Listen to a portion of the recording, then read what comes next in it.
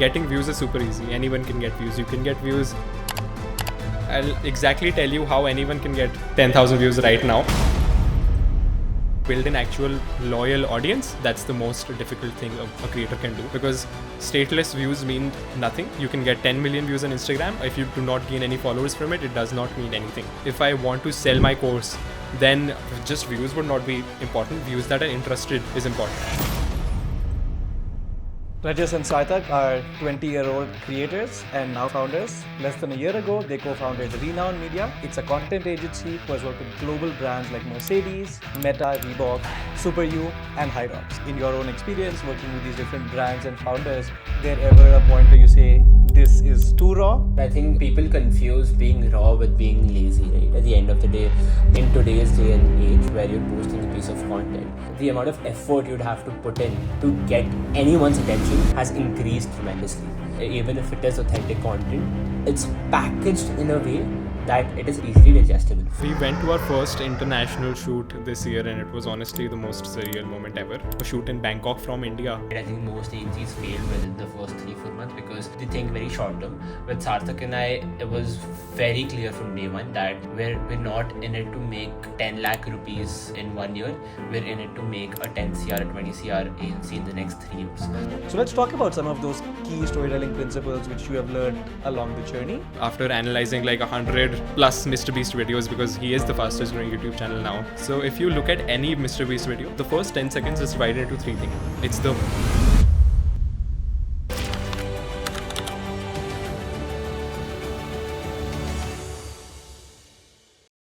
Rajas and Sarthak are 20-year-old creators and now founders. Less than a year ago, they co-founded Renown Media. It's a content agency who has worked with global brands like Mercedes, Meta, Reebok, Super U, and Hyrox. So I want to start by asking you guys, a fundamental premise of the startup you both have built together is that social media in 2026 is a very powerful tool to build extraordinary, powerful brands that really speak to consumers and audiences.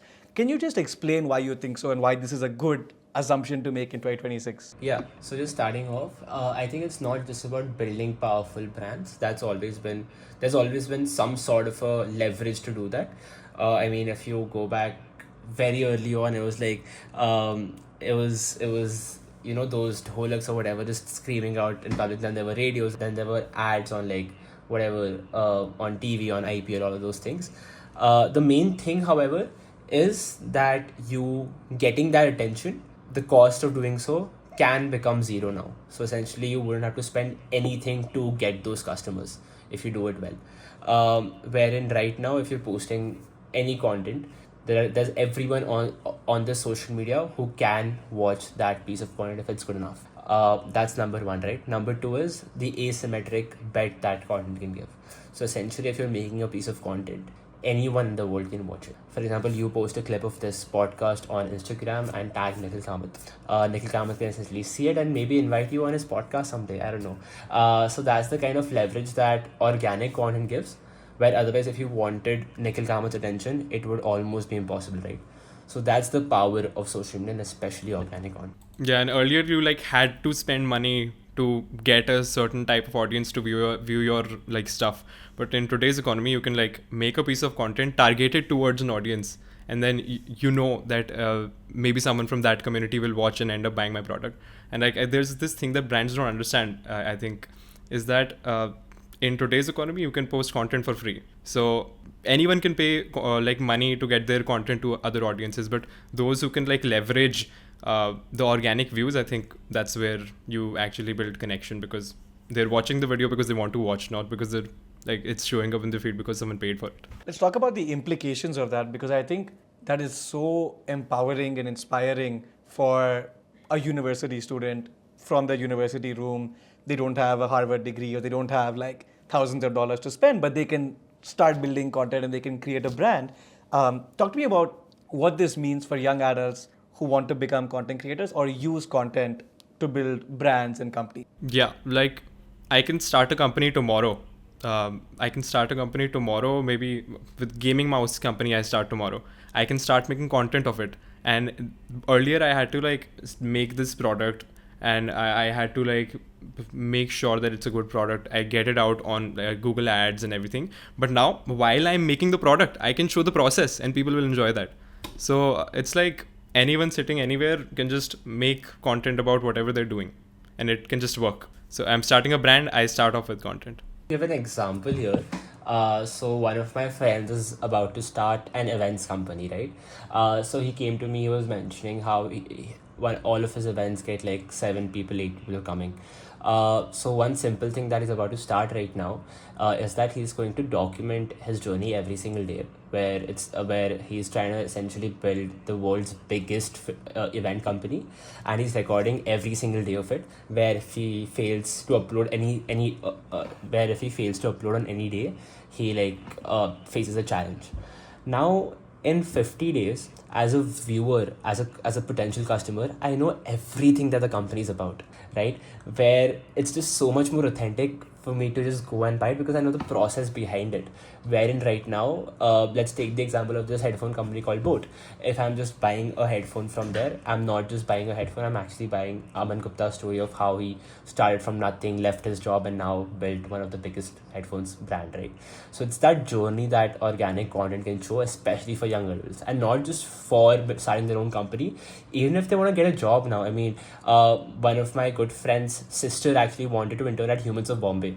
It's a very famous YouTube channel / Instagram page. So she just made a video, which is a very good video, and posted it on LinkedIn and Instagram, and now she's interning there. So it's sort of that leverage that organic content can give, where anyone can watch it, which nothing else can give in today's day and age. So yeah. And content can become a differentiator for brands now, right? That's like another thing. I think that's important, and I'll just dial down on the second last point, which is I think it's not just for founders and not just for creators. I think as young adults, it's important that all of us have this online presence and this personal brand, because if it gives us such an edge when we are applying to our dream internship and our dream jobs and our dream companies. Like you mentioned with the example, you mentioned the word authenticity. I think this gets thrown out a lot, and it's a huge word, it's a buzzword. Why is authenticity so crucial in that equation? So for example, with your friend who's building that events company, what happens when an audience sees 50 days, from day 1 to day 50, sees that journey, not just the finished product? What is the implication of that? Viewers like to connect with the people they're watching. I think that's like a sole reason why YouTube as a platform works in entertainment. You can watch Netflix as well, right? But why people choose to watch YouTube is because they like the creators that they're watching. They've been connected to them throughout their journey. If they've seen a creator grow from 10,000 followers to 100,000 followers, and they feel that they're a part of that journey. So if I am starting a startup and I'm making a daily series for 30 days, I can literally see what problems they were facing, right? And it's not just me boasting about, I have this product, I just built this product. No, it's not that. It's like the whole process to getting to that product and seeing all the hardships while it was happening, and those hardships make the person connect with the product and the founder. So I think that's very important. Yeah, and I think most importantly, authenticity can buy trust, right? Can buy trust for free actually. Wherein earlier through those ads or like very performative pieces of content, as an audience, I know for a fact that a watch brand that Virat Kohli promotes, he might not be wearing. So it's very important today to get that trust of the audience. Wherein let's oppose that with this guy who's just building an events company and showing his raw and real day, right? Or if someone's someone's starting an oats company, right, and just showcasing how they're struggling each and every day, and then showcasing their product, having actual customer testimonials, that sort of gives the audience the trust, right? So it's not about authenticity, it's about getting that trust, which can be done through making authentic content. And authenticity in general really works, right? I mean, there's a reason why you'd much rather go and try a product before buying it if it's an important product. That's because you don't trust it before you actually try it out, wherein the closest you can get is by showcasing an honest journey, which is what authentic content can do. And recently, if I'd like to give an example, if you know Smash Guys and Pizza Bakery's founder, AB Gupta has started his own vlog series, and I think all of us have seen it, and that's humanizing his brand very much. He just goes in, shows how a day in his life looks like. He goes into what the burger chain is doing, how the kitchen is looking, and he's also showing the problems they're facing, that we're having an employment problem because Northeast people are going home. So he's showing all these problems and that's why I think more people are getting connected to his brands. Yeah, I think increasingly, I completely agree. I think this rawness is so important. Even when I'm thinking about how much editing I want to put in my podcast, I feel like people increasingly are loving podcasts as a medium because it feels less edited. It feels raw and natural. If I'm talking to you for 2 hours, we get into this depth of conversation. Is there, in your own work, in your own experience, working with these different brands and founders, is there ever a point where you say this is too raw and this is, too honest and we're getting a little too personal here? Like, is there some sort of a balance we're trying to show between a bit of performance and a bit of planning versus that rawness? And how do you think about that balance? I think it's more about people confuse being raw with being lazy, right? At the end of the day, in today's day and age where you're posting a piece of content, the amount of effort you'd have to put in to get anyone's attention has increased tremendously, right? Wherein even if it is authentic content, it's packaged in a way that it is easily digestible. For example, it's not about editing it in a cool way, but for example, with the pizza bakery example, where he's just going in and reviewing each and every store, right, and each and every restaurant, wherein the video starts with him just saying, I think I'll have to fire this book. As a viewer, you have to watch the entire video, you really want to watch it. Hence, podcasts right now, how it works is usually edit a very good 1 minute, 2 minute, 3 minute intro, which hooks in the audience to watch the entire video, right? Because getting an audience to watch your video and spend their time, which is as important as money now, is very, very hard, right? So I think it's okay if it's raw. It's okay if it's, it's good if it's good if it is authentic, but you have to do it in a way that the algorithm supports it. The best example of that is Ryan Trahan, and I think Sarthak would love to talk about him. So yeah. Yeah, I think people don't understand ki, these people like AB Gupta, he can get a production house, right? He can get whole cameras to cover him, but there's a reason ki, they explicitly don't do that, because they know if we social engineer content in a way that it looks authentic, it's going to work more. Because Ryan Trahan, for example, who's always my favorite example, do you not think he can get the best editing team? He can make the most cinematic videos, but there's a reason why he keeps his videos authentic, why he shoots on an iPhone at times, and he keeps that personality element, right? Because people connect to that.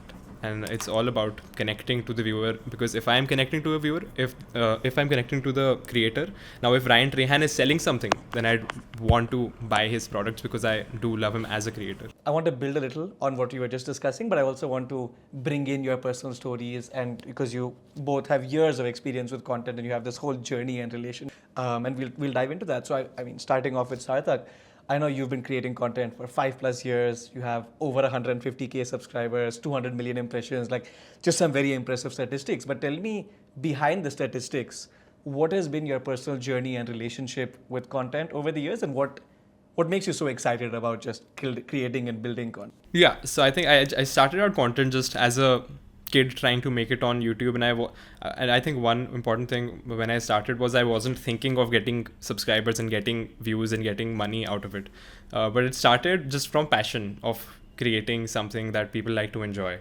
And I think through years of making content, I've had this passion, and you get this dopamine when you're making a video and you see that your vision is coming to life.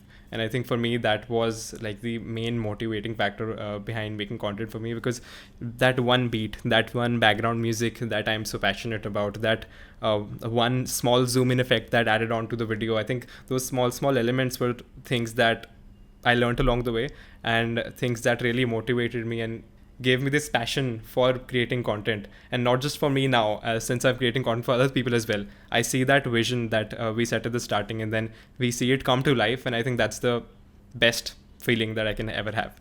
But talking more about actual content, I started in 2020, and in the 5 years I've been making content, I've worked with some of the biggest creators you might have seen in the online gaming space.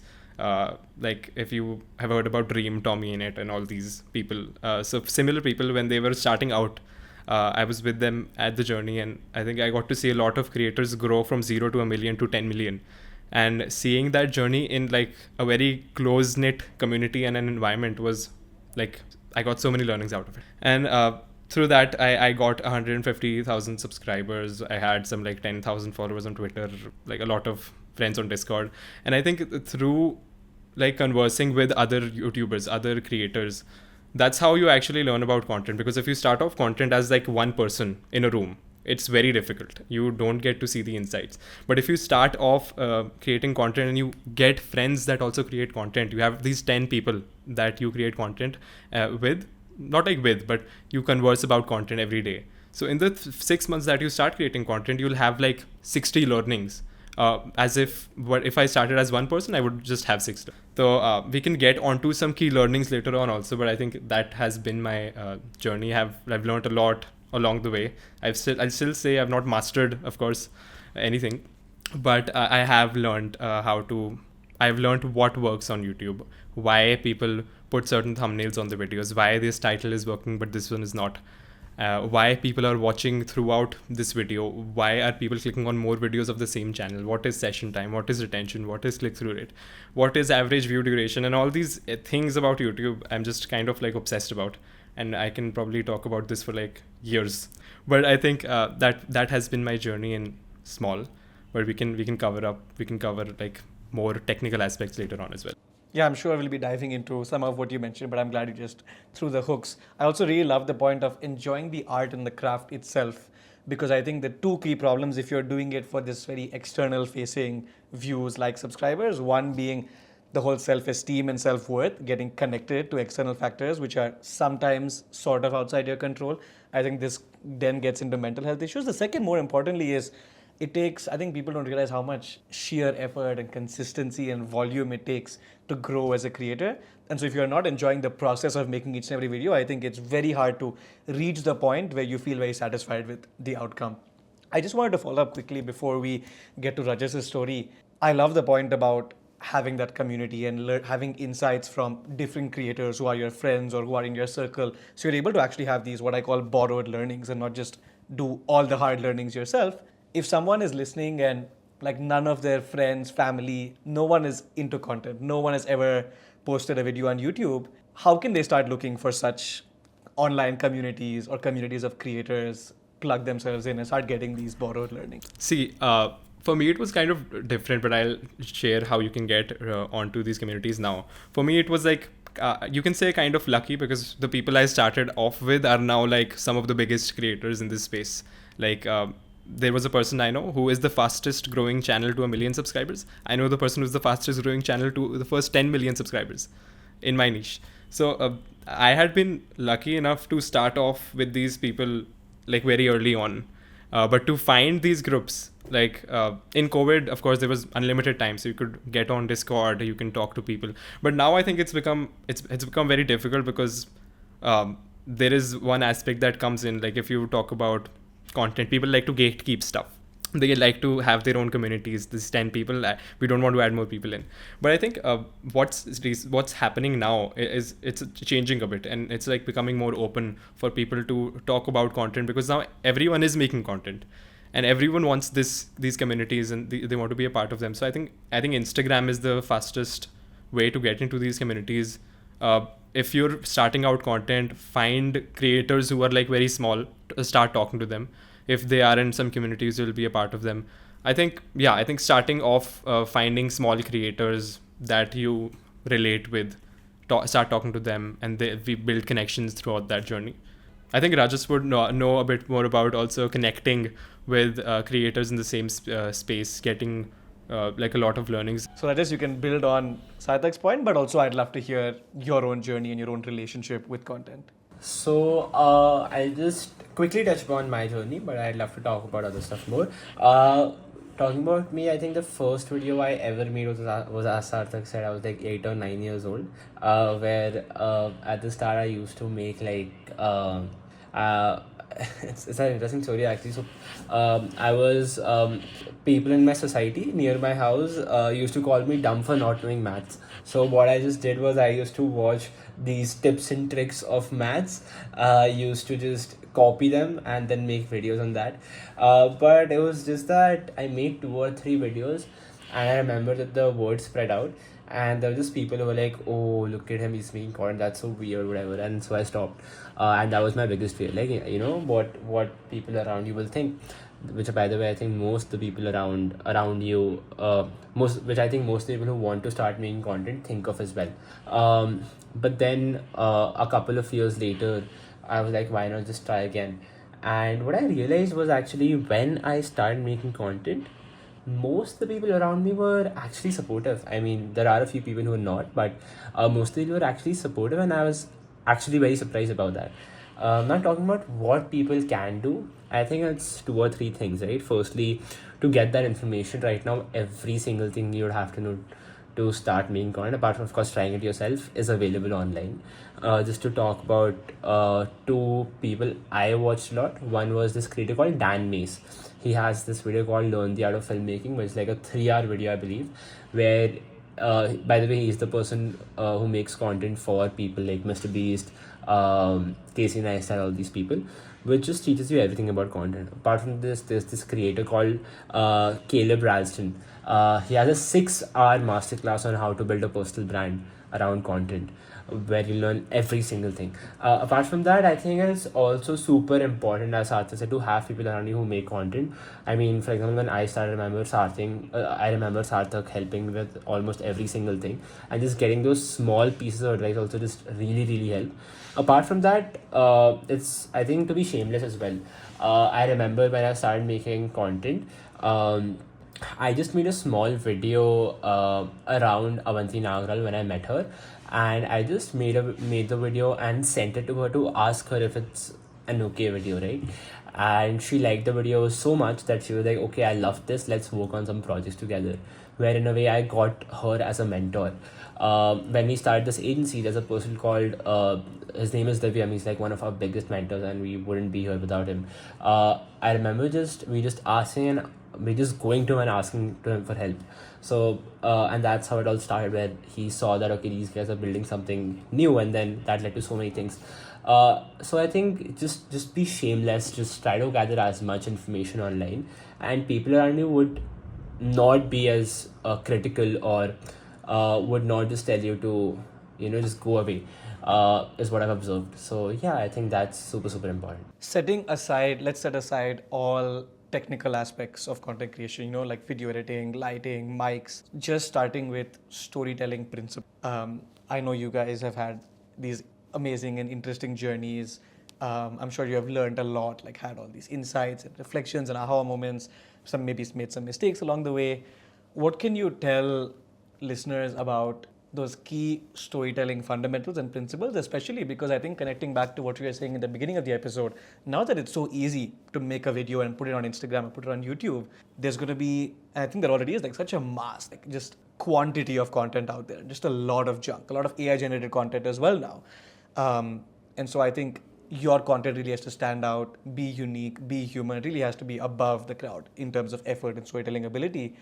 So let's talk about some of those key storytelling principles which you have learned along the journey, and maybe also some common pitfalls or mistakes to avoid. So basically, I think in today's AI generation, where almost like a lot of content on short form or even long form, it'll all just be AI slop. And I think then the differentiator will be storytelling, and how we humans in nature are different, the beings, like in general.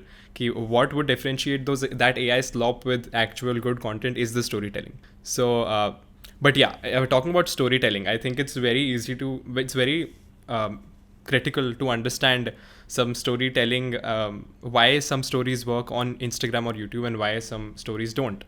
Now, if I talk about Mr. Beast, for example, Mr. Beast has this theory. I can share a screenshot with you after analyzing like 100 plus Mr. Beast videos, because he is the fastest growing YouTube channel now.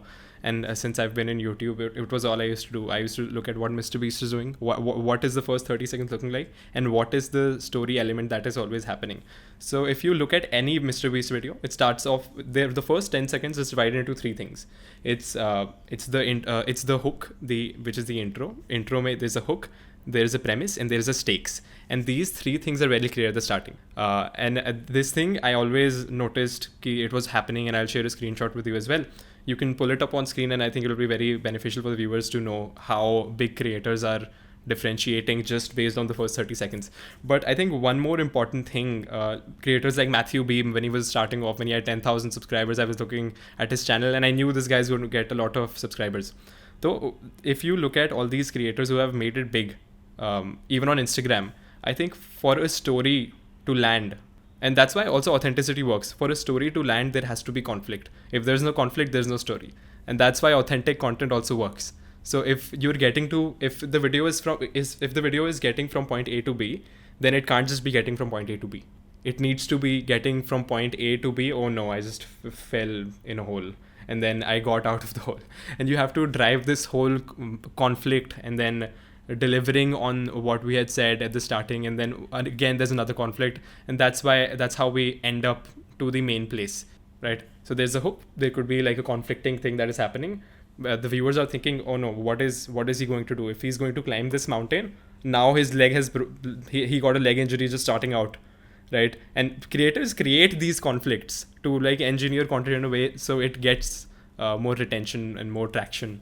So it's just okay, I'll get on to the learning after, but that's what I think is mainly about storytelling, and I think that's why authentic content also works. How the viewer can be the most interested in listening to that piece of information. On Instagram, of course, there are a few things that people do, as in which is starting off with a very good hook, sometimes a visual hook as well. Apart from that, having re-engagers every 5-10 seconds, which is essentially what Sarthak said, right? Where you can't just get from point A to point B. There has to be a lot of conflicts in between. But that, from a broader level, is just understanding audience psychology. Everyone wants to be interested every 5 seconds, every 10 seconds. Otherwise, they just click off because of the amount of content that's there around. So on a broader level, just understanding the audience, I think there's one very cool thing that Mr. B says, is that whenever a video has not worked, or whatever happens, just replace the word algorithm with people, right? If you think that the algorithm didn't favor it, that was just because the audience would not have liked it. So on a broader level, it's just about understanding your audience. If a video has not worked, think about it. Why did the viewer not watch it throughout? If the video skip rate is very high, that means the hook was weak. Why was the hook weak?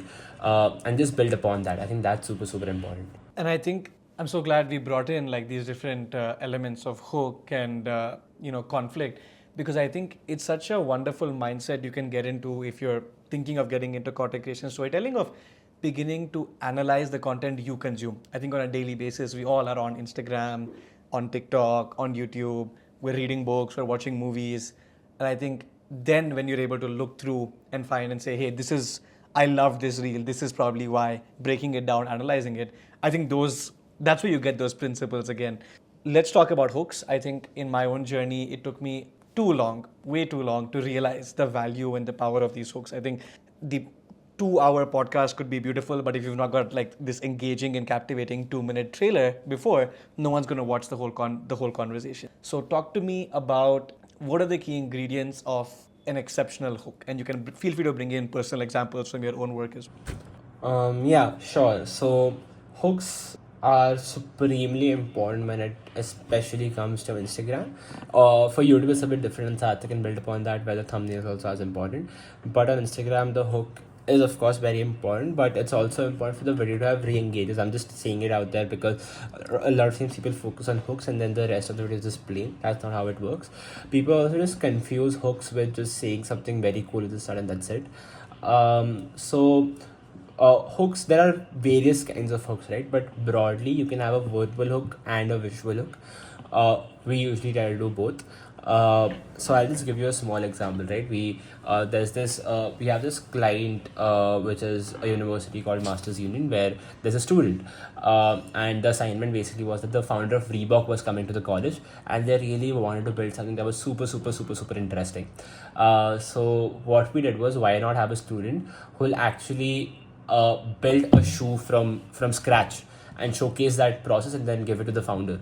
Wherein the first video got like 4 million views. She has like 16,000 followers after 11 posts. And the reason the first video worked, the hook, was very simple. We just showed her foot at the start. It was very weird. I mean, I'll send you the video, you can show it on the screen as well. But it started with her saying, "This is my 19.5 centimeter foot," and then it was the entire story. So it can be as wacky as that, right?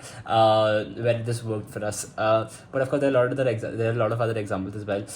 Nowadays, people try to shoot outside and not just in the room to again build on that hook to have that visual hook. Verbal hook works where you can just have a text on top as well. Recently, we made an intro where even though the video is very even though the video was very good, on top we had a line which said 19-year-olds who built a 15 crore company, and that hook, that context line was the thing that people saw till the end. So yeah, it's super important. But again, re-engages, and the more broadly what that means is also important. One thing I actually want to say is there's an AI tool called Higgsfield. It now has Claude integrated in it, where I think this might be a good learning for everyone. Where now if you put a video in Higgsfield and you just tell it to improve the hook, it'll actually just remake the video and make a good hook out of it. So that might be something people want to check out. But yeah. After making so many videos, we've made about like 300 plus videos on Instagram, I think even more. And what people always get wrong is they think hooks are these cool elements. Ki I'll shift the shift the camera, I'll do this 1 second mein, and then starting off the video I'll switch a lot of cameras, I'll talk about the most like controversial things, and that can work. But it's not just what the hook is. It's not just cool elements happening fast, which makes a hook. I think hooks are more about evoking a certain thought that people have thought about before. For example, if we made a video like 3 days ago, it has like 700k views, but it was about a perfume brand and how these people scaled their perfume brand from 0 to 15 crores. Now, to get the attention of the viewer, what do I think of is a thought about a perfume that people have had before that I want to evoke through the first 5 seconds. Now, for that, we thought of the context line, which is people always buy perfumes, but they always think about how much this perfume actually is. Iske andar, how much is the perfume? What amount is the perfume? What amount is the bottle? And how much is the cap? So we started the video off with them saying ki, at the end of the day, it's just a 200 rupee bottle, a 500 rupee cap, and this is what makes a 5,000 rupee luxury product. And evoking that thought that people had already people had already thought about. I think getting those subconscious thoughts and things that people have already thought about out is what gets views. And if I talk about one more example, which is a video that was done by Builders MU, which are like our friends, but they made a video about metros, and they have a very different way of looking at Instagram videos. And it's like they think of the first line as like, they think of it as TAM, ki how many people have thought about this thing. So for example, if anyone has traveled in a metro, they know how people are smelling all the time. They started the video off with, have you ever been in a metro and people are smelling? Or if you have a milk packet that we have Amul milk packets, right? We always have a problem of them spilling out. So they started the video off with a milk packet spilling out of someone's hand. So they think of the first one line in respect of how many people have thought about this thing. And if I show this, what thought will people think? If I start off the video by this first line, then we know that they're thinking of something. And then we have to reiterate on and give them what they were asking based on what we have shown in the thumbnail, and not in the thumbnail, in the hook. I think this actually leads me perfectly to ask you about coming up with original, out-of-the-box creative idea. Maybe some listeners here are listening and saying, hey, like maybe Rajas and Sarthak are super creative and they wake up every morning with 100 amazing ideas, but I am not like that. I think over time have learned that creativity and imagination is really something you can train and you can build, and you can come up with increasingly better ideas if you put some systems in place. So I think it's both an art and a science. Talk to me about your own process when you have a video you need to make, or a client is in a specific industry, tells you they want to make a video, you're thinking about the hook and the content. How does that ideation and brainstorming process look like, and what have you learned? Yes. So just one small thing I want to clarify before this is that something that annoys me the most is that people think about one video, or how to get one video to blow up and not build a personal brand, right? Or not build a good brand with like 10 million followers. That's the biggest thing people get wrong. It's not about getting that one video which gets a million views or 10 million views. It's about building an audience through it.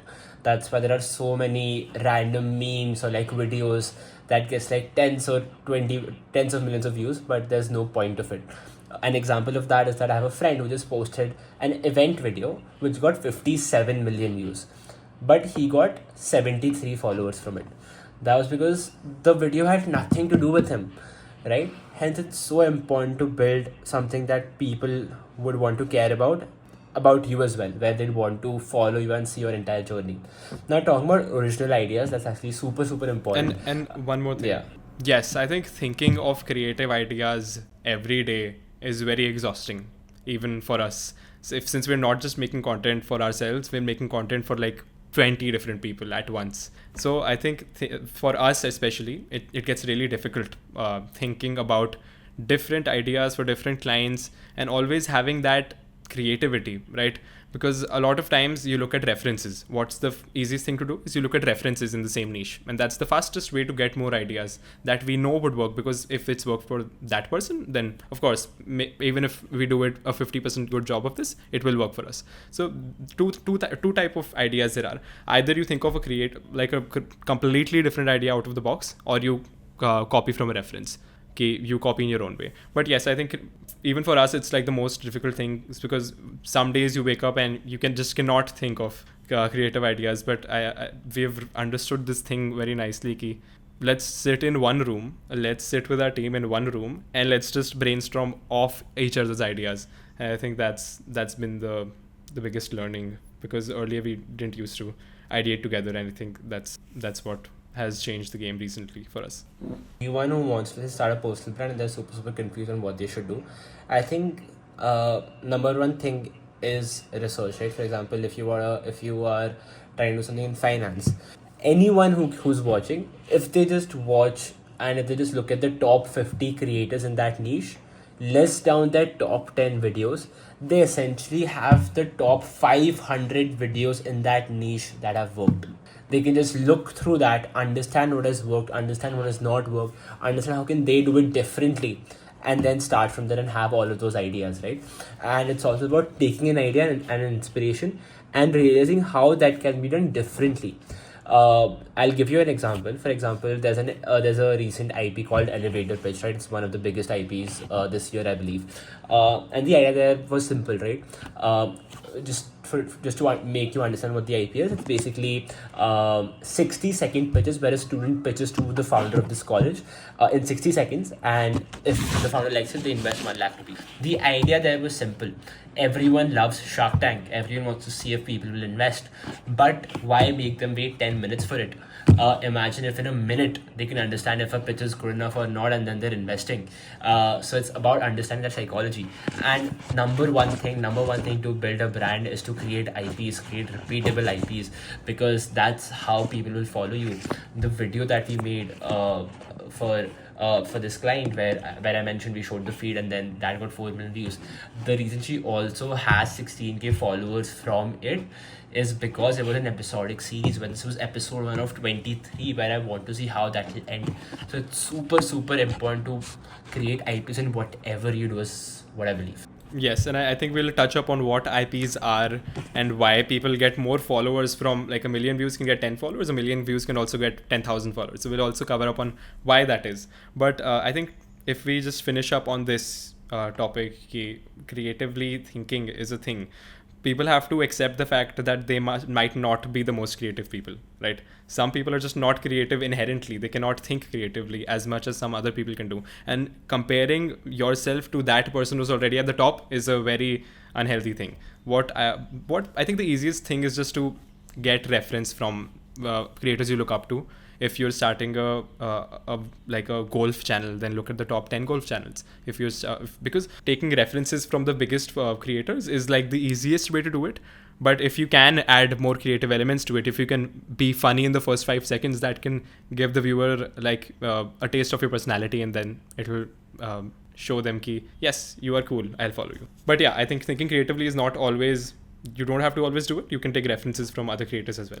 Yeah, I think it's all about having a reference and asking yourself, how can I do this differently? I think Exactly. That's really important. And I think to make this like very, very practical and as a simple process for listeners who feel they are less creative, I found that if let's say like Rajas said, you take your two videos, how can you combine elements from each and make something that's completely different out of that? So you find elements that three elements you like in video A, three elements you love in video B, you somehow combine them. I think a lot of creativity actually comes from taking an original or taking a reference, then just going one step forward or combining two different references. You actually took the question right out of my mouth. Let's talk about IPs and let's talk about why they are important. Why do some videos which get millions of views are not even able to monetize, get likes, get subscribers, and why do videos who get even hundreds of thousands of views, but they're very well targeted and very intentional, why do those then lead to further action? Because for many people, creating content is not just the end in itself, it's for either monetization or building a brand or taking people to your website or getting a lead with some. It's a means to an end. So just to explain what IPs are essentially intellectual properties. IP is a very broad term. It can be used anywhere and not just content. But in very simple terms, anything that is sort of a series or something that's long term and not just one piece of content is an IP. At the end of the day, Shark Tank as a series is an IP. Every single Netflix show you see is an IP. Tanmay Bhatt posting this React series is an IP. The videos we made with the client that we talked about of how was day one of 23, that's an IP. So all of these things are IPs. Now, India's Got Latent is one of the biggest IPs in India. Was. But I think now touching upon how you said some people don't just want views but want leads from it, right? I think what you said very well was it's not always about getting 1 million views. It can be about getting, like, let's say 10,000 views. That all depends on your TG. TG is your target audience. If your target audience are, let's say, these super filthy rich founders, right? You cannot make a piece of content that 10 million people will like. It has to be super targeted for those 10,000 people. So that's why I always say it's never about a piece of video reaching 10 million, 20 million, 30 million views. It's about how many relevant people it reaches. And it's supremely important to understand your TG or your target audience before you start as well. And I think why IPs are very important in general is that it builds trust and credibility for a founder, right? If AB Gupta is doing this series where he's doing a surprise visit at all his outlets, that is his IP. People are connecting to that. And why I think IP is like a misunderstood term. People use it in a way that it sounds cool, but it's just like a very simple thing. It's about how you do what you're doing differently. Plus, if you build a brand out of it, like Samir Raina, India's Got Latent is a brand now, right? We even made cards for Samir Raina for a project of ours. Not like a professional project. It was like a fun thing we did. We made India's Got Latent Slam Attacks cards. And when Samir Raina came to our stall, he tore the Ranveer Alabadia his card. So that was a fun thing. But yeah, talking about expanding on IPs, they are supremely important to build like a repeatable. Like I would get excited every time a new episode of India's Got Latent or Good Mythical Morning, for example. It's an IP of international IP. Like, you see these episodic formats. Why TV channels used to work? Because we wait for them every time at 9 p.m. Kapil Sharma show, why do people wait for it every Saturday, Sunday? Because they enjoy it. KBC is an IP. Everything you see which is you can build a brand about it, and you can, it's like an episodic series. In simple words, that's what it means. So I think that's all you need to understand about it. But talking about long form IPs, I've seen recently Tommy Innit, if you know. He started a new IP in the podcasting space only. So he has his IP called 100 Questions, and he gets he's the host of it. He gets the person on the podcast thing, and he asks them 100 questions before this timer is up, or not timer, but he asks them 100 questions, and he can only ask them 100 questions. So he hooks the viewers by showing she shows progression. At the 100th question I asked this in the first 10 seconds, at the 50th question I asked this. So if someone is looking forward to that time, he exactly knows I can go to the 50th question. So yeah, I think that's about IPs, and building IPs is very important to create that cult following, I think. Yeah, because that's what makes your audience more and more loyal to you. That's what makes me look forward every 3 days to the Diary of a CEO, the next podcast, and the next podcast, versus checking like 10 or 20 other channels. Let's actually talk about audience. I think this is something I personally have also, I've tried my best to understand my audience, but I think it's so challenging for so many reasons. You are not exactly sure who is part of your audience. You talk to your audience and it seems like they also don't quite know what they want as an audience or as a consumer. Talk to me first, right from how you define an audience, whether you're working for a brand or a founder or for yourselves. How do you define that audience? And also, when I'm making a video, if I'm making a reel or I'm making a YouTube video, what stylistic and artistic choices are being informed by who my audience is, and how does that work in practice? Creating, like you said, you're creating a video which you hope reaches this specific audience. When you throw it out into the void on Instagram, you're hoping that a certain type of person is attracted to it. And so let's walk through sort of understanding audience and how your content can appeal to their tastes and preferences specifically. Yes. So I think if you change the audience you're targeting to, that completely changes the content you're making completely. It changes how you script, it changes how you edit, it changes how you even think of providing value to the viewer. Because at the end of the day, with the short form video, with the long form video, all you are doing is you are providing value to the viewer. Either it's by entertainment, by making a funny thing like India's Got Latent, or it can be a valuable series like a diary of a podcast. People watch that to be informed about the world. So I think defining your audience is fine even if you don't do it at the starting. It's just another thing at the start that people say to not start content, right? Ki I don't know what my audience is, but you understand, and even with your podcast, I think you'll slowly understand, start to understand what your audience is, how they think, what they like. But especially with brands, you have to define your audience very early on, because there's a certain positioning behind the brand. You've probably seen Diet Cokes in everyone's hand on Instagram. So, sub Diet Coke leke chal rahe. That's a campaign that they're running to associate themselves with more people. Like, you've probably seen a lot of female founders having Diet Cokes in their hand recently. If you have, it's like a campaign they're running, but it's just to position them. They're not even saying it out, ki I have a Diet Coke, I'm drinking a Diet Coke, but people associate Diet Coke with female founders and just in general. But I think talking about audience, to understand your audience is very important, because it's for the audience you're making the content. And how the audience changes, the video will completely change as well, as I said. So if I'm making videos for founders, for example, I need to understand that they don't care about editing. All they care about is what they're getting out of the video. If I'm making videos for the mass audience, then I have to put in as many sound effects. Mr. Beast puts in first 30 seconds 100 plus sound effects. We've done this whole analysis also. So in the first 30 seconds, like if I'm making for the masses, the idea has to be very big. Anyone can watch that video. A lot of sound effects, but that depends on your brand as well. If I'm targeting especially people who are rich, I might make videos on golf. And it's just about understanding what your viewer is doing at a daily scale. If I'm looking out for people to watch my videos which are cooking videos, I want only moms to watch my cooking videos which have their children. So I'll have to look what are these people thinking of, what are the problems they're facing, what do their schedules look like, and then I'll think of what thought I want to evoke in the hook. Is if they have a child, then I know if they have a child, I'll have a certain way of saying the first 5 seconds. So defining your audience at the starting is not that, of course it's important from a brand POV, but if you're starting out as a content creator, don't think about it too much. Think about it when you have some audience, not before you have an audience. Once you have that 10,000 people watching your videos, you'll see where are people stopping to watch. You can try out other formats, and then you'll slowly understand your audience. And it's it's an always evolving process. Yeah, just to build upon that, I mean, just talking about the TG, there's two scenarios. Let's say you're a brand or you're starting your own content. You either know your TG already, which is perfect. In that case, you just cater it accordingly. It's about understanding the user psychology, where a 5-year-old and a 50-year-old are very different. So you make content accordingly. But if you don't know it, your best friend would be the analytics tool on YouTube or Instagram. So let's say you make 10 videos.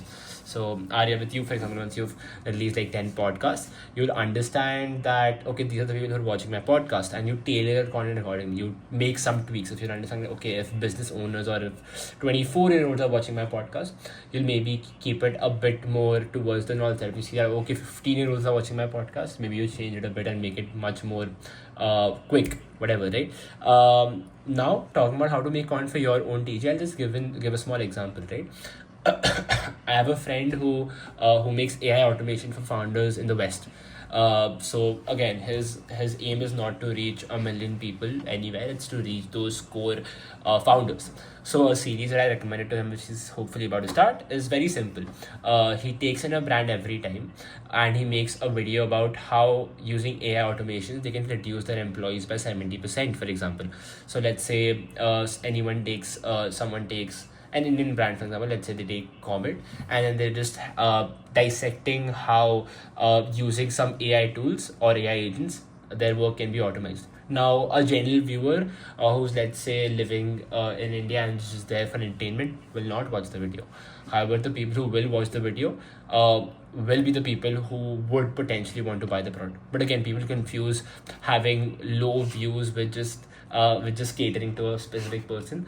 If you're just making a bad video and it's not getting used, you cannot just say that, okay, this is not my TG, right? It has to be systemized, it has to be built very intentionally, and I think that intentional content is what would lead to reaching the right people. I think biggest example right now is Prakhar. As soon as he changed the way he was making content, as soon as he changed how premium the people he had on the podcast were, the viewers dropped, because not everyone is excited about very intellectual conversations. More people would maybe want to just hear what Samir Raina has to say about jokes or something very more massy, and not like as much depth. So I think that's one of the biggest examples.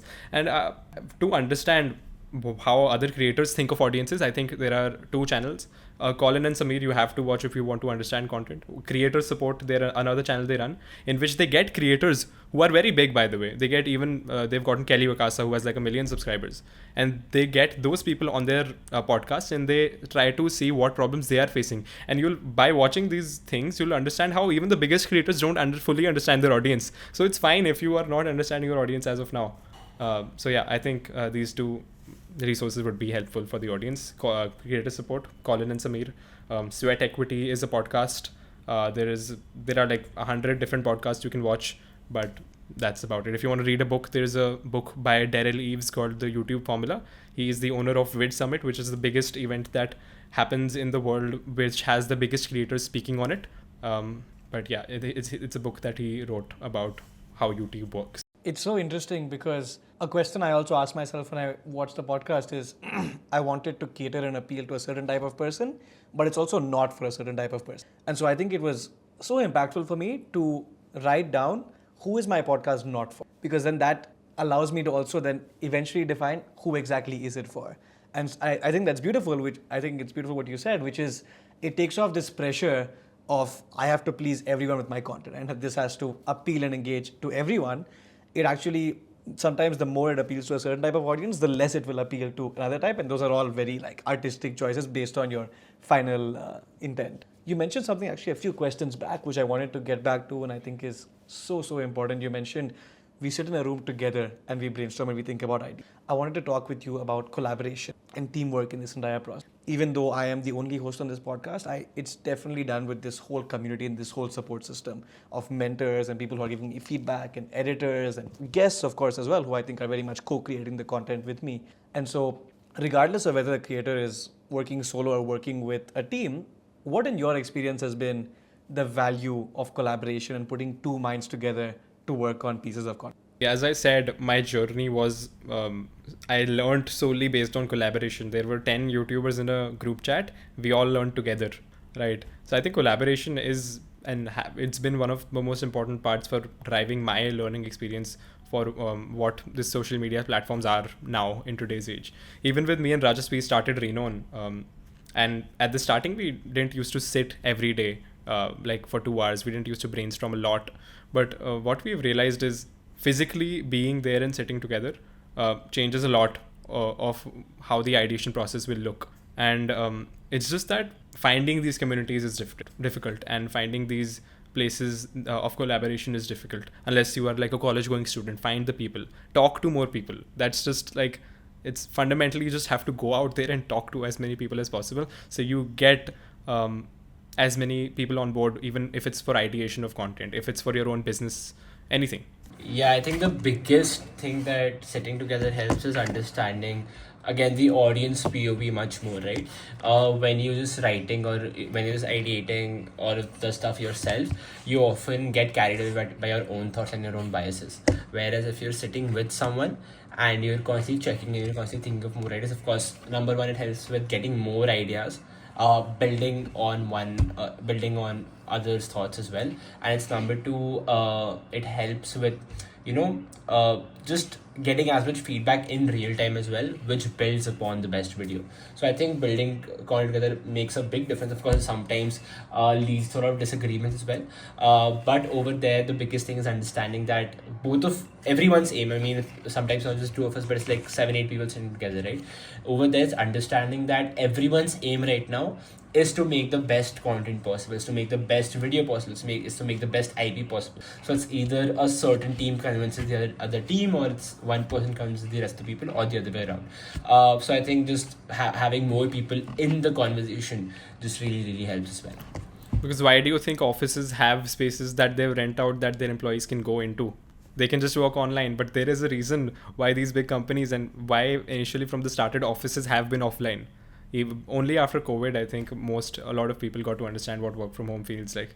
But the work environments are supposed to be collaborative, in my opinion, and that's why people get offices as well. Walk me through what happens when the both of you disagree on a particular piece of content you're putting out. You, as you mentioned, like what way back you mentioned, what I love so much is bringing an idea or a vision in my mind to life. And I think when I've listened to some podcasts with filmmakers, it's challenging because there's 100 people with 100 different visions of what the final movie will look like. So if I were to just scale that down and talk you through specifically, if both of you individually have a separate vision or idea of what the end is going to look like, how does that conversation unfold? Can you walk me through that? Yeah. So I think at the end of the day, it's always about making the best content. And I've gotten this one thing from Nikhil Kamath and Nitin Kamath. I heard in a podcast that they said I think it was from both the Zepto founders who were the brothers and Nikhil Kamath and Nitin Kamath. They had said that they have things that they take accountability on, and they have specific sectors of the business, not sectors, but specific parts of the business that they take the final call on. And for Rajas and me, it's the same thing. If it's a thing to do about content, or if it's to especially long form content, then I take the last call. But it's just about making the best content possible, and it's about not letting egos get into play, and just understanding that it's a collaborative process, and we both are trying to make the best content for our clients. Yeah, it's just if there's a disagreement, both of us put forward, or like multiple people, whoever it is, we all try to explain the reason behind it. Most of the times, everyone comes to a common conclusion after it, and if that's not the case, as Sarthak said, there always has to be a final person taking call on something, and I think that's supremely important. I think we've learned that over time as well. I think dividing responsibilities and someone having a final call on something becomes very important. So yeah, that's usually what we do. Yeah, but we have understood our problems as well.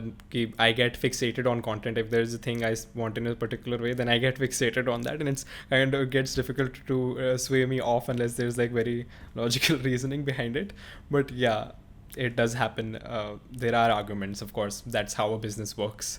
But yeah. No, I think unfortunately, I don't have a co-host on the podcast. I would be very open to, but I think it's just a beautiful, dynamic environment, and I think ultimately, no matter what, when two minds are put together, it does lead to better outputs. Because as you said, we have so many of our own biases, and so many times I make a podcast or video and I'm like, hey, this was a great conversation. Then I take it to an audience and they absolutely dislike it and they're disengaged. So at least having someone else who is, I think, brutally honest with you and able to open up and have those conversations, super valuable. In my case, often when I go to an audience, I just ask them to go through my channel, talk me through a video. The closer they are to me, the more brutally honest they are.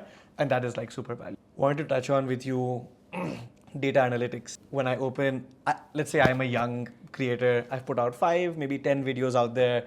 They're doing okay. I just want to inform future decisions and be a bit more data driven. I go to my YouTube dashboard, talk me through what are the metrics, what do they mean, what should I be caring about, if my AVD is low, what does that mean, what should I do, so on and so forth. Let's talk through what is important and what is more just buzz and I can leave to the side. Okay, so first you have to understand fundamentally what these social media platforms optimize for.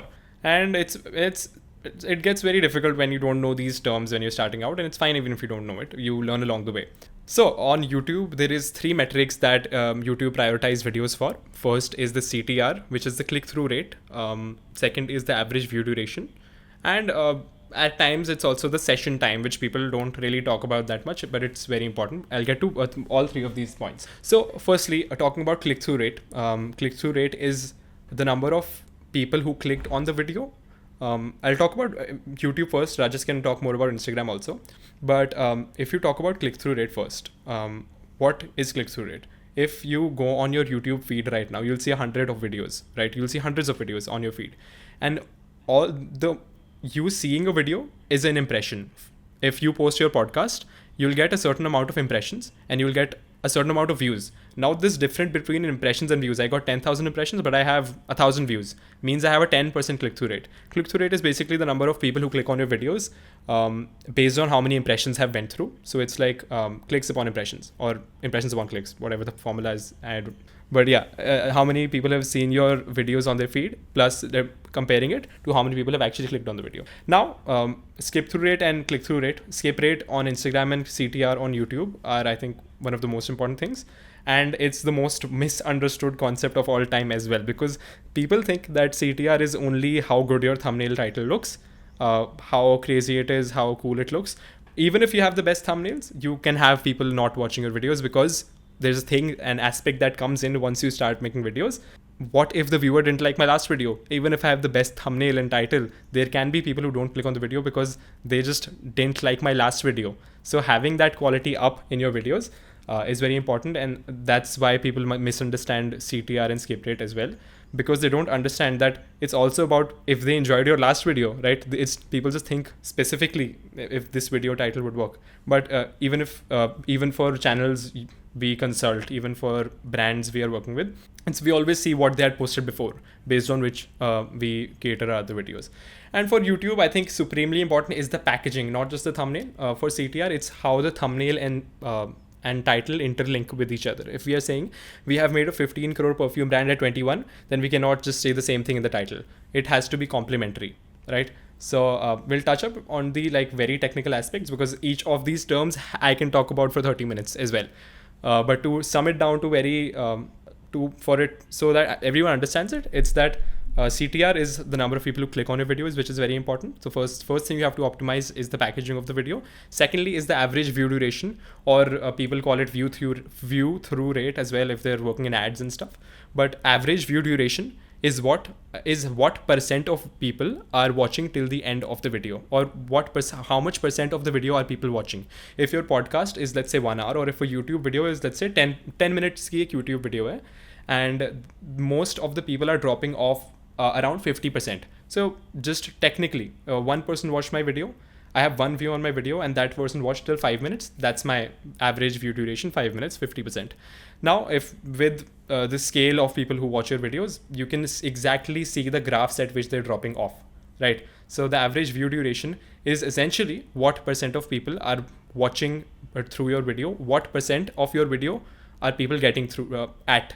And there's a graph which Mr. Beast and all these people have in their rooms and stuff. What the biggest videos, how much average view duration have the biggest videos gotten on the platform. I'll share that screenshot with you. It's normally around, if it's a 1 hour video, then 30% AVD is also insane. If it's a 1 minute video, 80% AVD. And people sometimes forget that if it's a short form video, your average view duration can even go above 100%. I have a 10-second video, my average view duration can go 140%. And people are like, how is it 140%? My video is just... So yeah, I think these two aspects are very difficult to nail for any YouTuber or any brand, because a lot of technical aspects go inside these. I've explained to you what they mean, but to understand how they work and how to optimize for them is a completely different thing.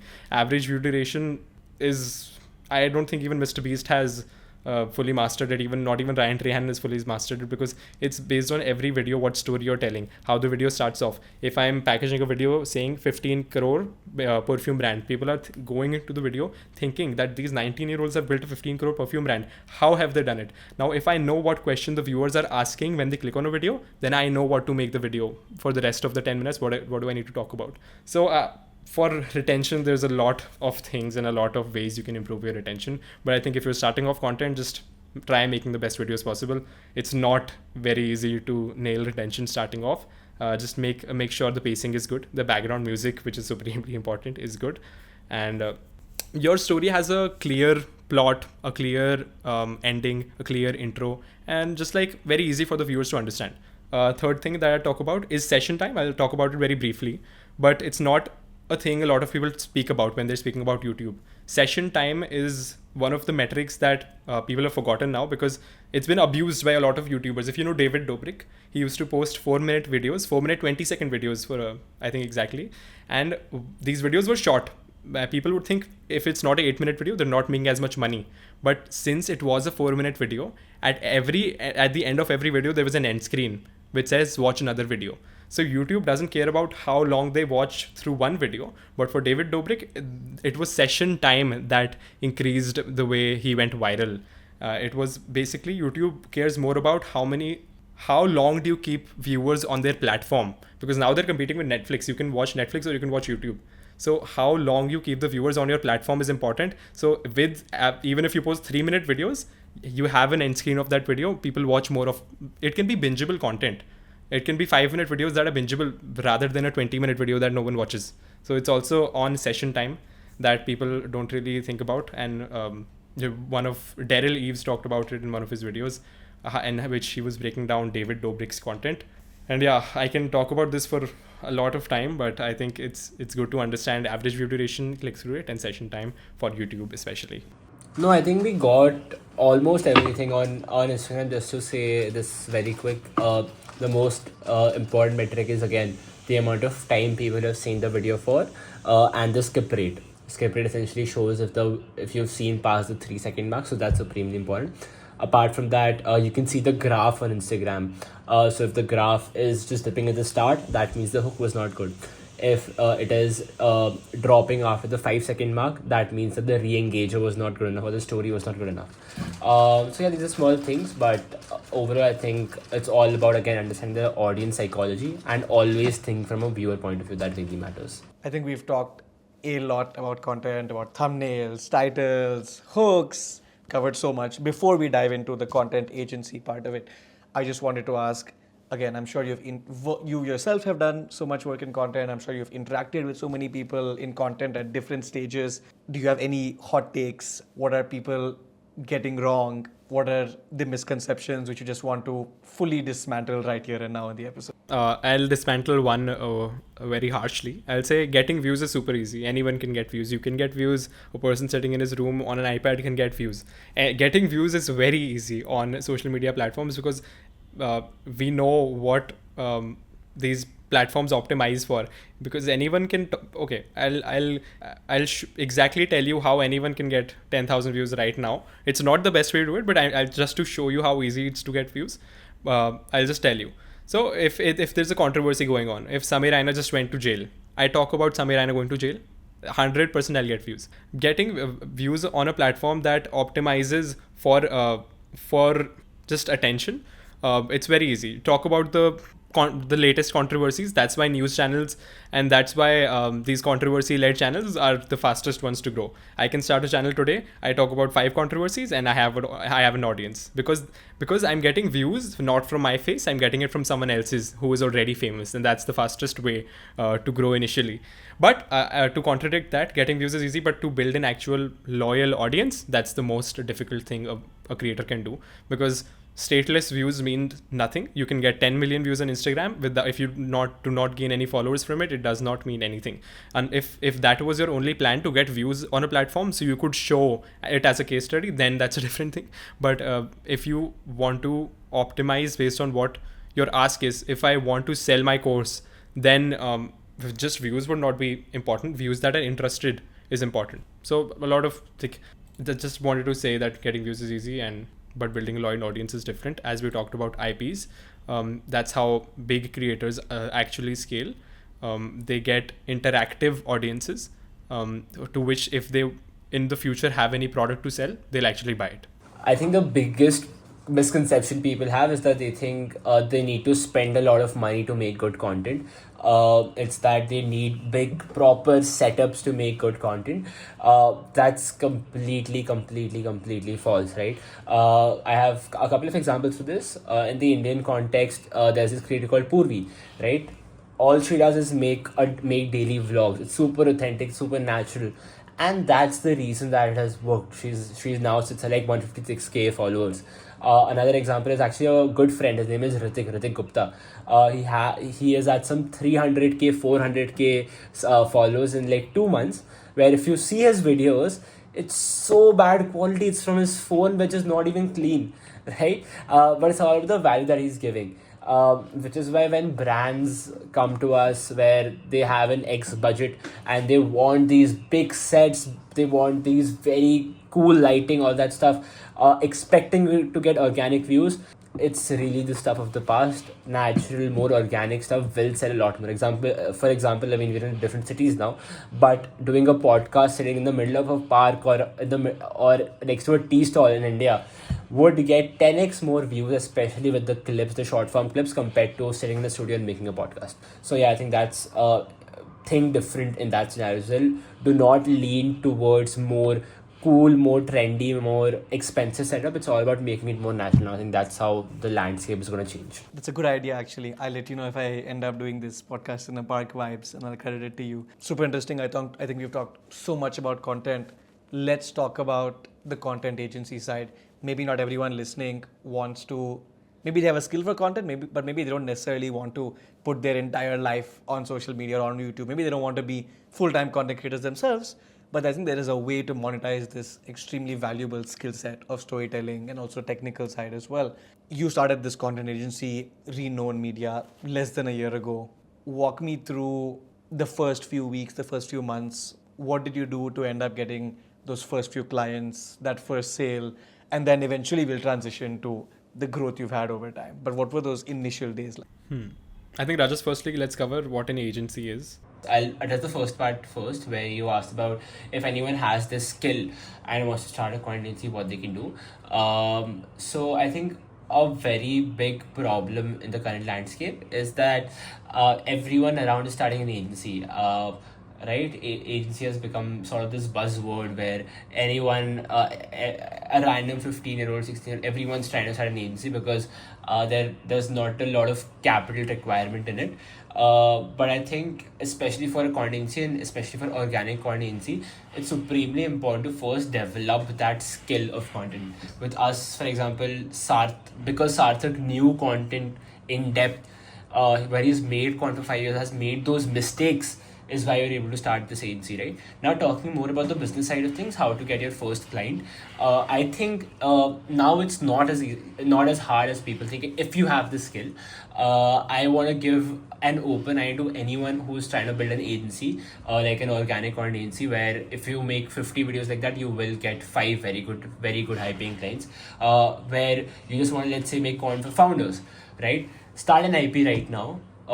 Now we know what an IP is because of this conversation, where every single episode you take a founder and you dissect his or her personal brand, and if you were handling their personal brand, how you would do it. It's as simple, right? You do that 50 times and I bet you'll have 5 high-paying clients. It's mostly about the effort that people do not want to take. With our scenario, what we did was essentially we made our own content, own organic content, posted that on Instagram, and that sort of took us to some place where we got an initial client. Initially it wasn't about the payment; it was about building case studies. Wherein we remember at a point of time we were spending more money into the content we made than the revenue, right? It was about building those 2 or 3 case studies, because of which we were actually able to get more and more clients, where at the end of the day, any service business is a referrals game.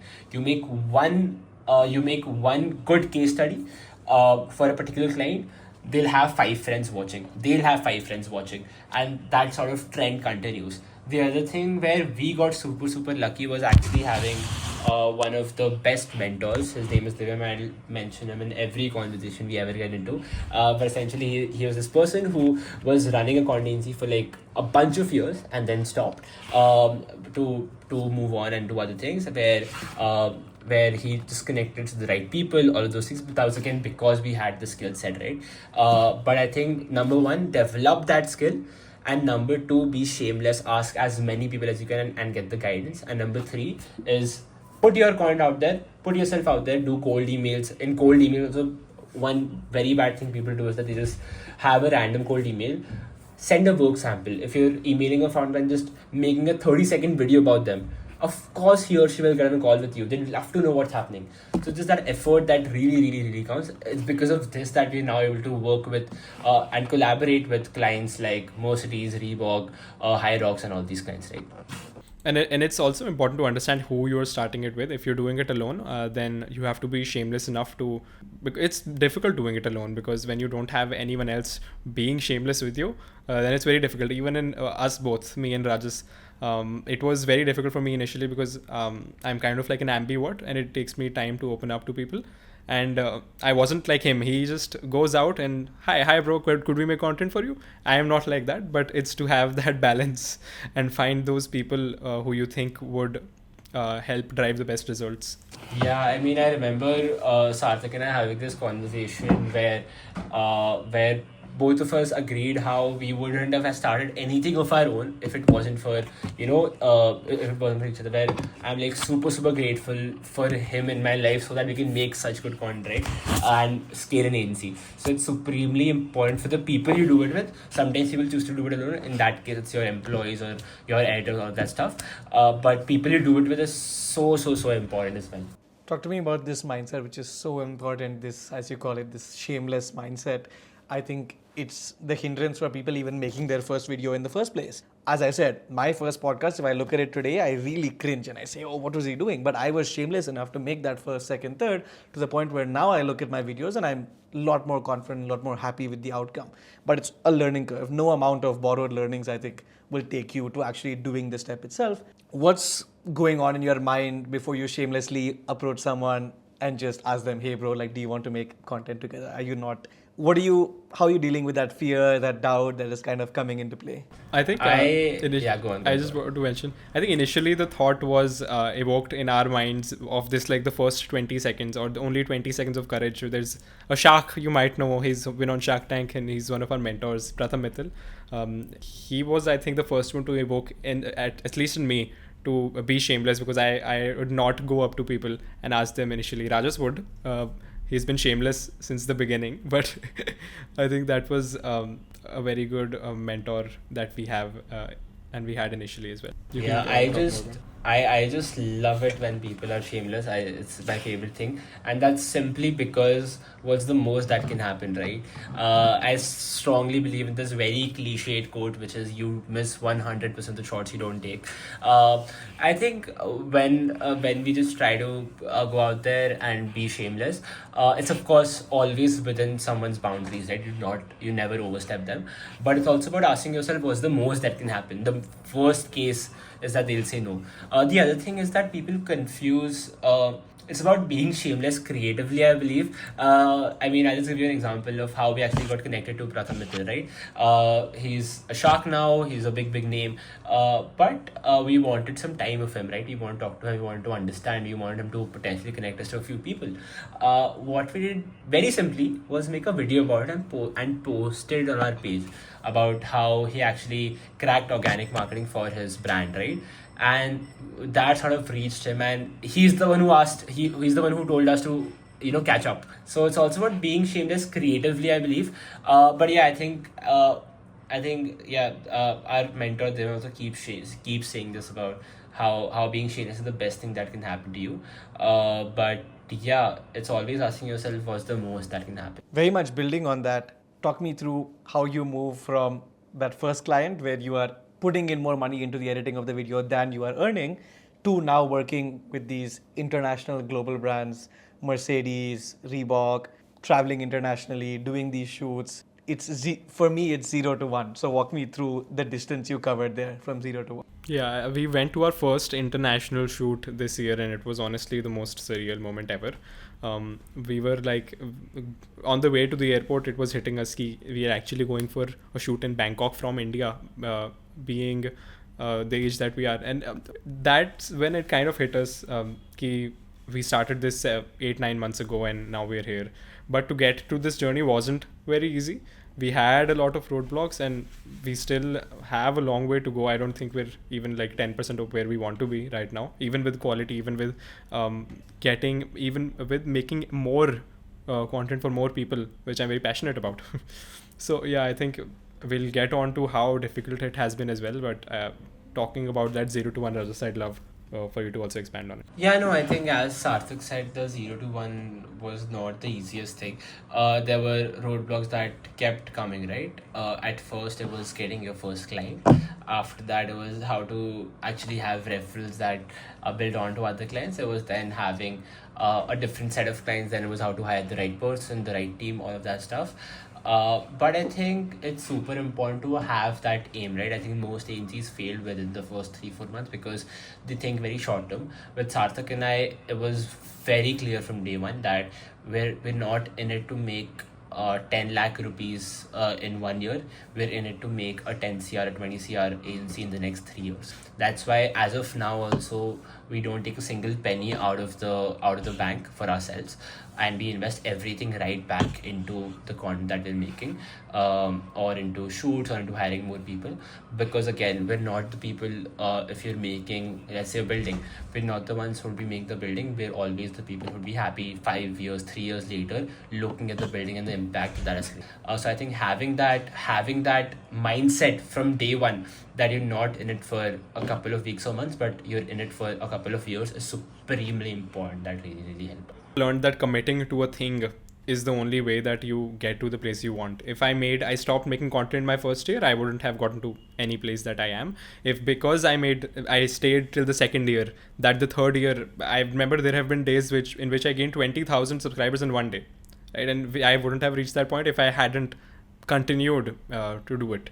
And even with our agency, it was the same. We know we don't just want to do it for 1 year. If we actually want to make something big out of it, we'll have to do it for 2-3 years. It's important, and it's just difficult for some people to take that call because they have responsibilities of their own. We've been lucky enough we've put everything aside and focus fully on this. Yeah, I mean, I remember how for like the first 3, 4, 5 months, I think 3 to 4 months, we just had like a client, just one client.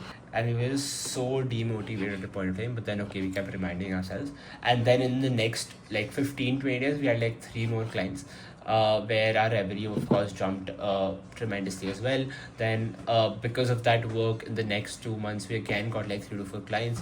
So it's about the death valley, I think, that most startups have, which is that your startup always has this curve where you'll have bad moments in between as well, but it's all about thinking of the long term. And yeah, at the starting, it was like we put all of our time into the agency, and we still couldn't even make like 10 videos for our first client. But from that place then where we couldn't even make 10 videos because we couldn't find editors, to now we are making a lot of videos every day. I don't know, I think we make 10 videos a day or even more. Wow, that's amazing. Just wanted to ask, you've mentioned long-term thinking a few times. If you had to project and visualize yourself 3 years, 5 years down the line, where would you like to be with renowned media? I think it's very, very simple in one line. Whenever people think of organic content, they think of renowned media. I think that's the place where you want to get at. Not in 3 years actually, I think in 1 year. In 3 years, it should be whenever they think of content, they think of renowned media. Maybe in 5 years, it is whenever they think of a piece of video, they think of renowned, whatever, right? So I think it's about having that long-term vision as well. But for us, it's also about it's about expanding again and again. We started with just personal branding for founders, then we expanded to making organic content for brand as well. Now we've expanded to also doing performance ads, which is doing meta ads, etc. Maybe we expand to doing ads, whatever. But I think at the core of it, it's always to make the best content out there. I think that's what we always stand for. I think exactly said perfectly. The main goal is to make the best content possible, and we have that written down. Our goal is to make the best content possible for whoever comes to us.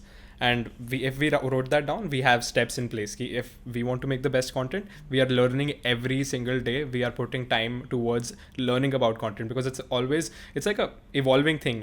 One day something will work, tomorrow it will not. So it's our job, by the way. We have to doom scroll. So to know what's going on, it's not just about us spending time watching reels. And I think when anyone starts off content, even I think the best way to, before even you start content, I think even for your podcasting, it's to not just watch content, it's to watch with intent. I think that's the biggest thing. If you're watching YouTube, you, when before clicking on a video, think of why you just clicked on this. Is it because the title and thumbnail were cool enough? Was the intro, okay, 5 seconds, well enough crafted in a way that I wanted to watch the full video? And I think watching just with intent, seeing what the content creators in today's world are doing, these type of hooks are working in today's age. In this niche, this is working. So just not just watching with intent is, I think, very important. And it's the easiest thing. Just pay attention. And so, as professional doom schoolers doing it as part of your job, sort of, can you tell viewers how fast is the landscape changing? Because I think a lot of people like do not understand the intensity and immensity of like the quantity and like how quickly trends and patterns change. How fast do things change on a daily or a weekly basis as you analyze different pieces? Super quick. I mean, you probably might not know this, but we have a person in our team who's hired, whose only job is to doom scroll and tell us what's happening. So someone's full-time job, and not just us, a lot of engineers are doing this. Someone's full-time job has become just to watch content and to understand how it's changing. It has changed significantly. I mean, you'll keep seeing new formats, new series, wherein you're moving from polished content to a lot more authentic content, where you now see celebrities posting a lot more raw photos and videos for brands as well. But I think even though all of these things are changing, and of course it's important to know what's up with all of these things, at the core of it, it's always the fundamentals. Always the fundamentals. If I understand as a viewer, if I always think from a viewer POV to make any piece of content, or if I look from a client point of view when I'm writing a cold email, then I'll automatically understand, okay, for example, if I'm writing a cold email, now why not just make a video using Hicksfield and send it to them? If I'm making a piece of content where as a viewer I'm just tired of the polished content, oh, why not just start a series in a park, whatever, or why not have a very unique hook? So it's always at the fundamental, looking from the viewer's point of view. I think if you have that in place, everything else will sort of come together.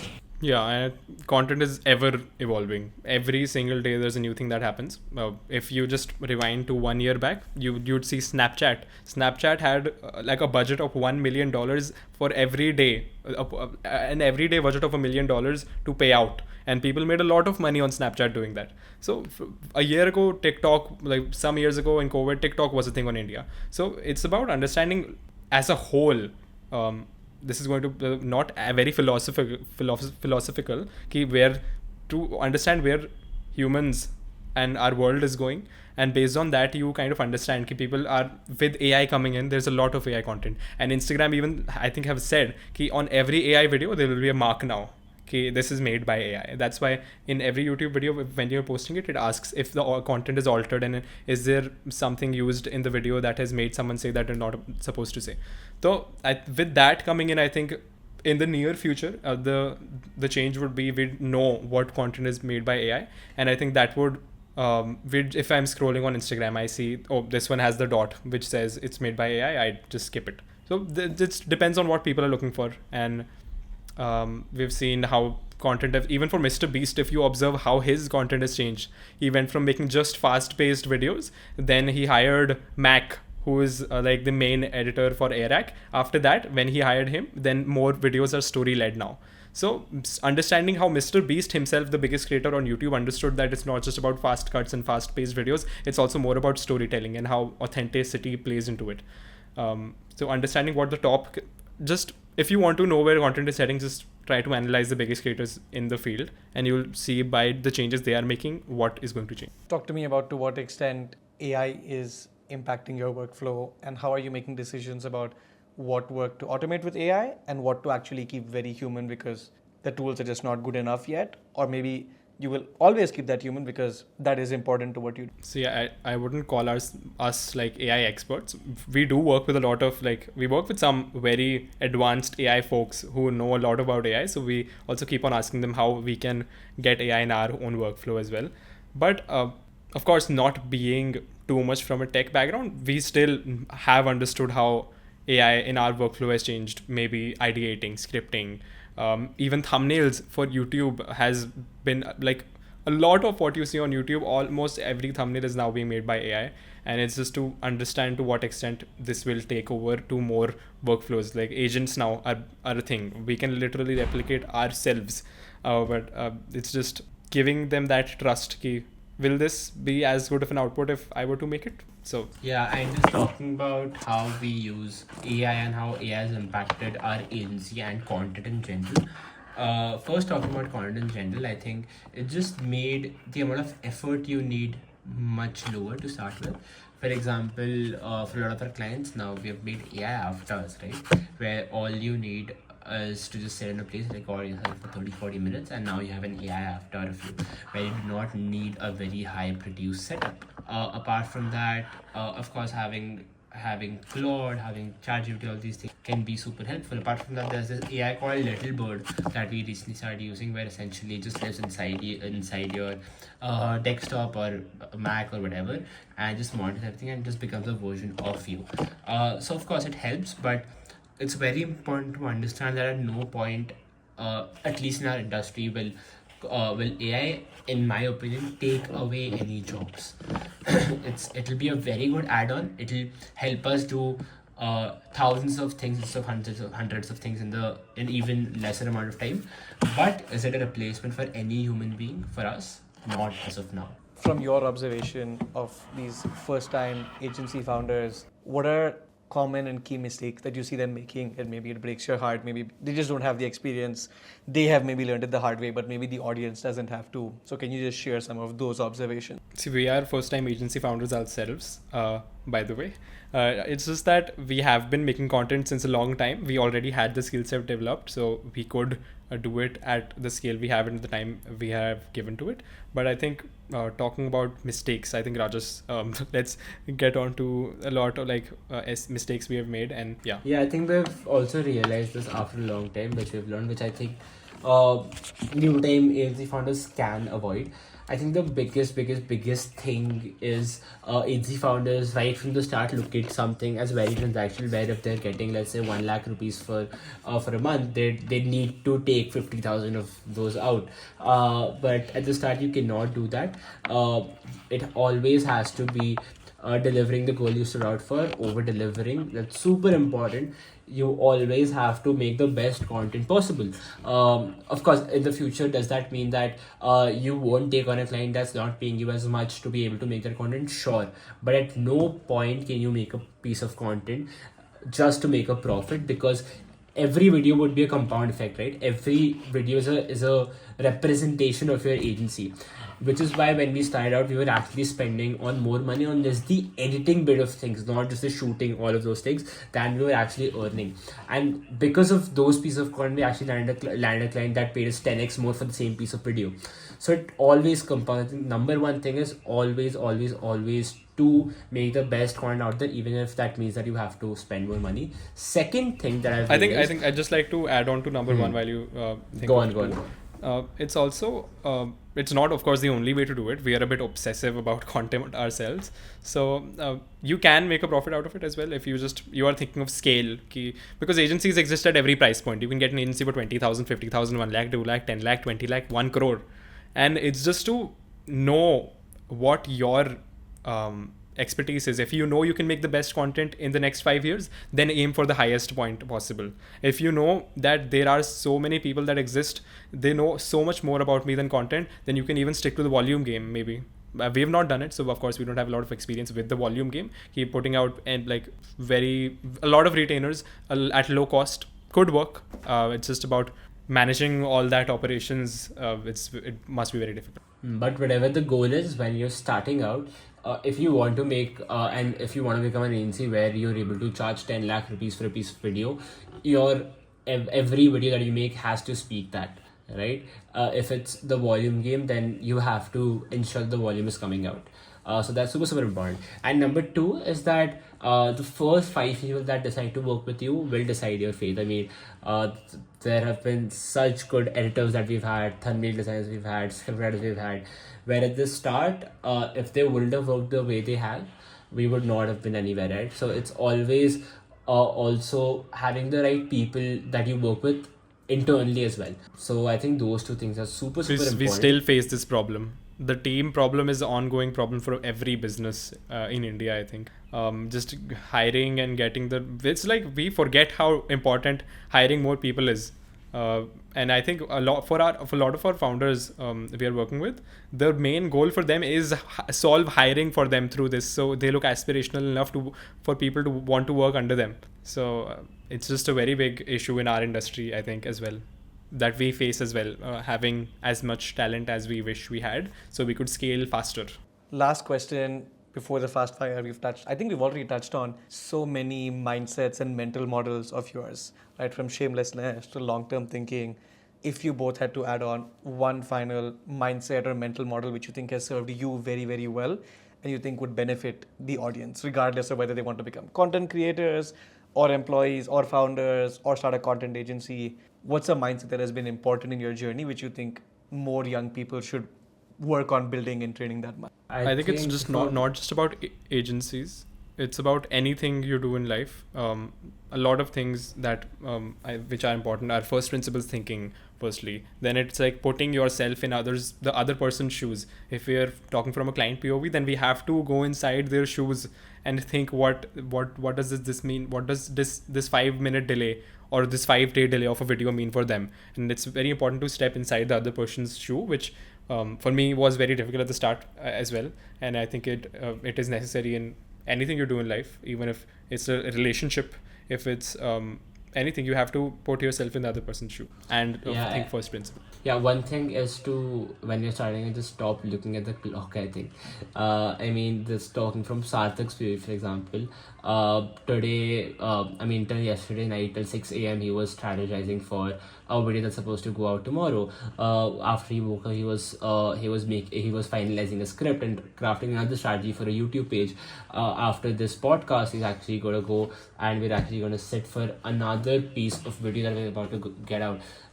So there's this, when you're just starting out, and actually when you're building something of your own, you might not have enough time for yourself for a long time, and yeah, that's something that you might have to be okay with at the start, unless of course you grow, you build systems, you have a good team, and then you have some time for yourself as well. Yeah, and I think that's where most businesses, agencies, anyone who's doing anything stops. If they're not getting that thing that worked, they put everything into, then their belief for even working hard stops. And I think it's important for it to work. And it's, of course, I at times do think that it gets exhausting, traveling so much, working so much. And of course, you could be better off just doing a normal job as well. So at times, there are thoughts that come. But yes, it's just about the long-term vision and never forgetting that one line that you've written on the whiteboard. And so even in the lowest of moments, you would remember that one line, and you know that it will all hopefully be worth it one day. Yeah, and I think loving what you do as well. That's super important. Yeah. There have been, talking about that, there have been shoots that were supposed to go on for 6 hours, but mid shoot we thought that there could be another idea that we have, and this will perform 10x better. So we extended the shoot from 6 hours to 12 hours, bared the extra cost, but we made sure that the video was the best. And that's only because we love what we do, and the people working alongside us are also, they love what they do. We call ourselves a creator team. No, but I think what I'm trying to say is that which is why we're a team led by creators, right? Which is why we have so many creators in our organization as well, because when you fall in love with content, that's when you produce the best piece of work. Exactly. I love that. I think your work and your results is a testament to that. In less than a year, the amount you've been able to achieve. And I think only when you love what you do can you go the 20, 30, 50, 100% extra versus someone who is doing it as a job, 9 to 5 with an incentive and a reward. I think it's so important to love the art and to just, I think such a mastery is such an important goal. Aside of profits and incentives, I love what you said, if you want to create the best content there is in 5 years from now.